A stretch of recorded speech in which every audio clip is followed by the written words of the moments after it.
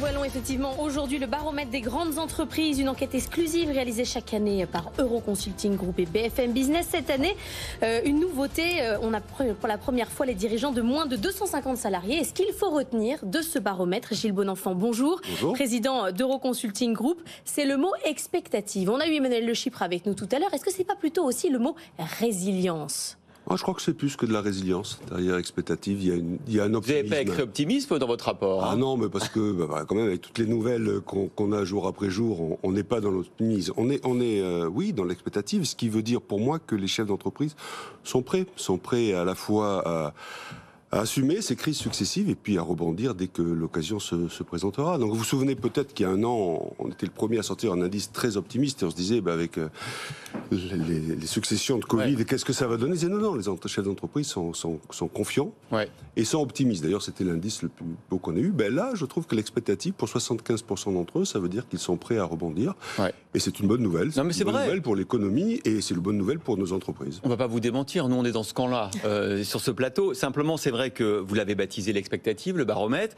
C'est vrai aussi qu'en termes de profitabilité, c'est une des principales révélations. Il y a quand même une inquiétude sur la dégradation de la profitabilité des entreprises et c'est l'objectif premier, c'est de la maintenir. D'ailleurs, c'est l'objectif premier. Et ce qu'on mesure, c'est la baisse de confiance. C'est pas une baisse, le 49% qui est la plus grosse chute qu'on ait jamais eue. C'est vrai. Mais c'est une chute de baisse de confiance. Ce n'est pas une chute de rentabilité. On ne peut pas l'imaginer comme ça.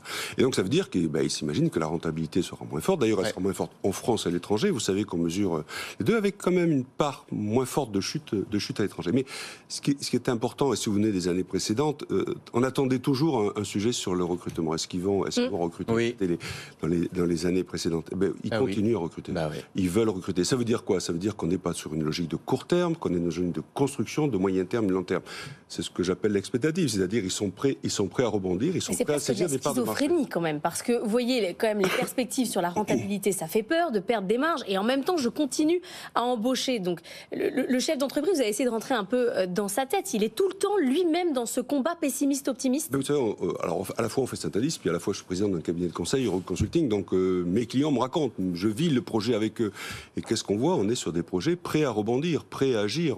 On a des sujets de fond. En ce moment, à longueur de journaux, on évoque les crises énergétiques, mais les chefs d'entreprise ont un sujet de transformation, de transition sur l'énergie, qui n'est pas simplement de réagir au coût de l'énergie aujourd'hui, c'est de travailler sur des projets de moyen terme et de long terme. D'ailleurs, il n'y a que comme ça qu'ils attireront des talents, ou qu'ils garderont des talents, ou qu'ils auront des parts de marché. Donc non, oui, c'est bien l'expectative, on n'est pas dans ce volet d'attentisme qu'on aurait pu imaginer, c'est beaucoup plus être prêt à agir. Et on le voit dans leurs projets. Alors finalement, qu'est-ce qu'il faut retenir ? Quels sont les vrais conseils ? Avoir du BFR. Si on n'a pas de BFR, on ne peut pas rebondir. Et s'ils sont ils font de roulement. Et s'ils sont préparés. Avoir des effectifs qui sont... Regardez l'indicateur depuis 2 ans sur la confiance et sur le rôle de plus en plus que les chefs d'entreprise attendent et ont en confiance en leurs effectifs. C'est essentiel. Il y a 2 sujets qui sont compliqués. L'année dernière, je l'évoquais. Je disais, le gris géopolitique n'est pas assez imaginé. Bon, bien évidemment, je n'imaginais pas ce qui allait se passer en février, mais quand même, les frontières se ferment de plus en plus.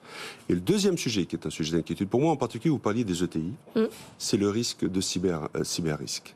Et il est très sous-estimé dans les catégories d'entreprises plutôt ETI ou PME. Et ça, c'est un vrai sujet et on le voit actualité après actualité.